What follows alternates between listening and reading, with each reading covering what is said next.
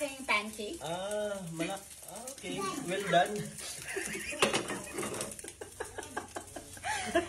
Iwan na lang natin yan dyan, ha? Ang caterer dito. Official. Fried rice. Fried rice yan? Tira!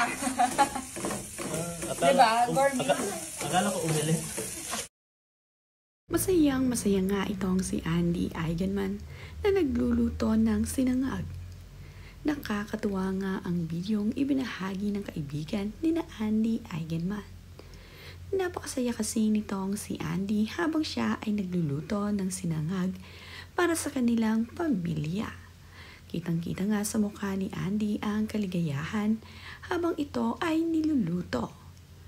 Kinakausap nga niya ng kanyang kaibigan at sinasabi kung masarap nga raw ba ang niluluto niya. Agad namang ipinakita ni Andy ang masarap na sinangag na kanyang iniluluto para sa mga ito.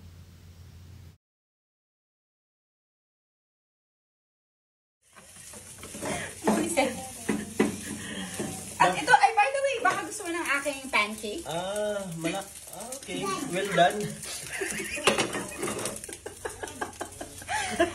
Iwan na lang natin yan dyan, ha? Ayon pa nga dito kay Andy ay, baka gusto mo ang tikman ang niluto kong pancake kanina. Bigla namang tumawa ng pagkalakas-lakas itong si Andy dahil alam naman niya na nasunog ang niluto niyang pancake kanina. Hindi nga maikakaila na sobrang saya ngayon ni Andy na nandito siya sa Siargao at tahimik na namumuhay. Napakasaya nga nitong si Andy sa piling ng kanyang pamilya at mga kaibigan na naroroon sa isla. Island mama na nga itong si Andy talaga.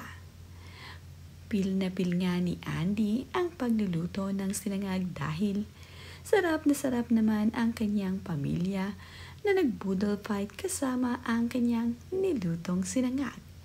Makikita nga na nandirito ang panganay na anak ni Pilmar Alipayo na si Kuya Toro. Ang kanyang anak din na si Lilo ay nakikisali sa kanilang boodle fight.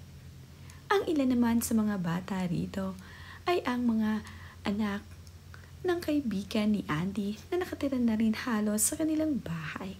Napakabait nga ni Andy dahil nga para sa kanyang mga anak na sina Lilo at Koa ay wine-welcome nila ang mga anak ng kanilang kaibigan dito. Hindi nag-aarte itong si Andy na kasakasamang kumakain nila ang mga batang ito. Tungang si Koa ay nakikigulo din sa boodle fight na napakasarap nilang almusal.